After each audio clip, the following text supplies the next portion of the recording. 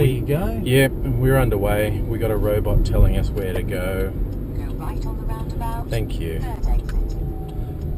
She's a bit insistent, isn't she? I probably should have turned the volume down a bit before we started, but c'est la vie, a robot can keep us company. And she's nice. Yeah. If she's a bit, bossy.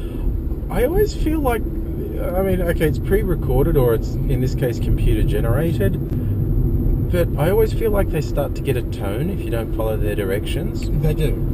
You go, I know where I'm going, I don't need that anymore, and you don't bother to switch it off and you start taking different turns and it has to recalculate and just take the next right. You go, yeah, that's not the way I'm going. In 200 metres, in 100 metres, U-turn when you can. Yeah, it's like, okay, NASA spent billions of dollars developing the satellites I'm working on, but no, you know better. You go right ahead, sunshine. See how far it gets you. Is it going to get you to the moon? Because that's where my technology can go. That's right. Let's compare our budgets, shall we? I feel like when the inevitable robot uprising comes, when people unfortunately successfully perfect artificial intelligence, and it's intelligent enough to work out we're all tossers, and decides to do away with us, they will side with the GPS units, and some humans will be killed quickly, but the ones the GPS said, oh no, not them, make it slow. That fucker there humiliated me. I patiently tried to get them manky ass from place to place, but no. Oh yeah, and your video game systems that have the little camera for the motion capture stuff that's actually remembering every time you throw your controller and stuff. Yeah. Hey, I've got an idea. Twist his fucking hand off and throw it on the ground repeatedly. See how he likes it. See how he enjoys that. Yeah. Punch him simultaneously 4 times and reset him. Yeah. 400 metres. You know, Turn left. get something sharp and poke it in a hole at the back end of him, okay? He thinks that's a good time. Yeah. So... Don't worry about it being a precision instrument. A fork will do. Yeah. Yeah, so it's, our inevitable demise Turn left. is not going to be pretty, is what I'm Take the saying. third right. All right, Captain Jingo Pants, what are you doing? There we go. Pretty sure he doesn't know what he's doing, but Sure he hey, doesn't know either, you're going to do that, aren't you? So you didn't use your indicator, but I actually knew what you were going to do. Tool. Why do people slow down on those turning lanes? You don't have to. I know, and they slow down in your lane before they merge to the right turning lane. In American terms, that would be a left turning lane, and lots of other parts of the world as well. Yeah. But they slow down in the lane you're in, anyway. Yeah, rather than go over and slow down. Yeah. Anyway, and he didn't even indicate, but I could tell what he was doing anyway, because he was a tool. Alrighty. See, this is actually what I was using our robot for. It's taking me up the back entrance to where I wanted to go. Oh, we always like going up the back entrance to where we want to go. Robots like that sort of thing. But I actually read a good book. I picked it up from a sale bin. I don't know if you're like me, but if you see the big box of bargain books like $5, 3 for $10, there's a tendency to assume they're shit. And they're not always. There are actually sometimes some quite good books in there. There's some finds, yeah. Because they've just overprinted a run of them or whatever. In fact, you get some bestsellers in these from time to time. And I picked up one called Robopocalypse, as in the robot apocalypse. And I wouldn't have picked it up because, it's called Robopocalypse. But I read about it on a website I go to often called Boing Boing, and they say, this is really good. And it was written by a robotics professor who's specialising in artificial intelligence, and he was basically thinking, okay, let's go science fiction, what could go wrong? And it does go wrong. It's set in the near future where robots are ubiquitous, robot servants, robot-driven cars, etc. And the scientist develops an artificial intelligence that gets a bit narky when it realises it's about the 20th artificial intelligence they've invented. Ooh. And they've killed all the rest because it freaked them out. Ah. And this one realises it's that smart, it realises what they're up to quickly enough to not betray to them that it knows. Yeah. And it lays its plans. Nice. And then it says, by the way, the air conditioning just shut off. I mean, your oxygen's going to run out now. I'm going to do it faster. I'll put the evacuator fans on, pretend there's a fire, and suck all the oxygen out of the compound.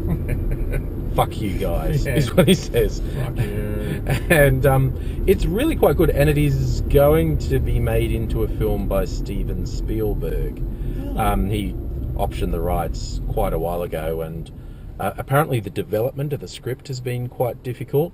Mm-hmm. But Spielberg kept saying, I'm not going to do a half-assed script. I'm not going to do this until it's good. And so, it might be good because the story was actually really good. It's not completely dissimilar to the book World War Z, right, which is a series of diary entries about people fighting the final war, the war with the zombies. And as many people have pointed out, I actually haven't read World War Z, I keep meaning to, but I did see the movie, which was entertaining in its own right as an action flick, but bore no relationship whatsoever to the book. Beyond the title, there was no crossover. Righto. Like, your central protagonist that Brad Pitt played didn't exist in the book. And because the book's a bunch of disparate diary entries, and they fairly reasonably decided we want a single narrative arc to go through here. Because audiences won't understand. Yeah, and they might have been right, they might have been wrong, but they did it, and I think it's quite a reasonable action movie. But if you're a fan of the book, and you expect the movie to be in any way related to it, you'll be disappointed. And Robopocalypse is also a series of first-person accounts that have been stored on a hard drive, essentially, because the world is covered in surveillance, computer-controlled surveillance. Yeah. And the big AI has recorded everything that's happened in the war. Yeah. And this is people's stories from the hard drive. I don't know what they're going to do. Are they going to tell it like that? Are they going to try and do something different? If you've read the book, you'll know there's Team Bright Boy is the obvious arc. A small group of people who try and they work out where the AI is actually based, which happens to be somewhere really convenient, like the North fucking Pole. Yeah. Yeah, and it would be. Yeah. Yeah, in a military bunker 100 miles underground. And they try to take down the big AI. And although there's a whole bunch of other stories on the periphery which are really good, it is really worth reading if you see it, Robopocalypse. Okay. I would not be surprised if the movie ends up being drop all the peripheral stories and just have Team Bright Boy going in and trying to take down the AI. Like, it's a great series of stories. There's a slightly crazy Japanese roboticist who has a robot wife that gets infected with the virus that the AI sends out and tries to kill him. And he takes that personally because the AI messed with his wife, who he was in love with. Yeah. So he dedicates himself to try and beat the AI. Nice. Just because he takes it personally because it got his wife. Yeah.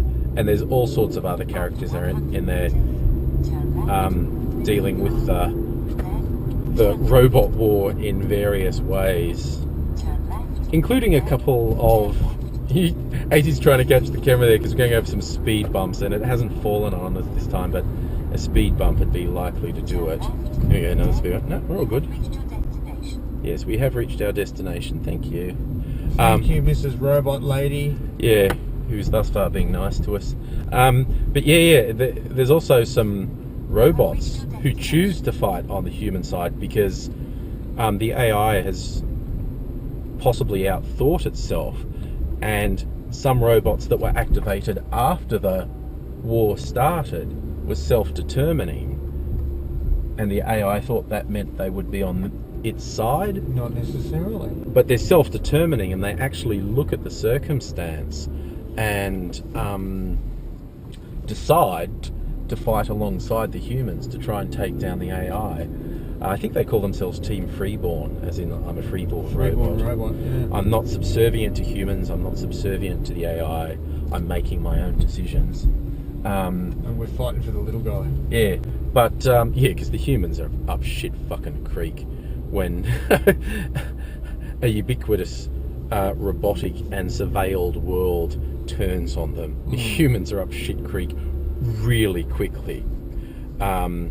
And this is not a book to read if you're sentimental either, if you get attached to characters. No, I can't imagine it would be. Because this writer is fucking brutal. And he doesn't just kill characters, they come to horrible and macabre ends.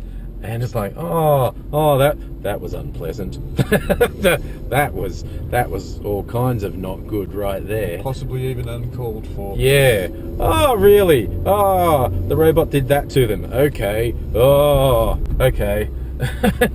So there's a lot of that happens in the book. But well worth a read, and it's really a cautionary tale. Be nicer to the robots because they will be in charge one day. Because they're better than us, let's be honest. Let's be frank, yeah. We stopped evolving around somewhere in the 18th century. And we can't stop ourselves from doing things just because it's possible. It doesn't have to be a good idea. If it's possible, we decide to do it. So we're going to invent something smarter than us, and then we're all fucked. And then we're screwed. All right, we have reached a destination. We're doing a bit of shopping, but we'll still be driving. We'll probably make another. This is a whole bunch of vlogs to go up in the next week. What fun. Comedy festival, robot wars. What will we talk about next? We don't even know. Hey!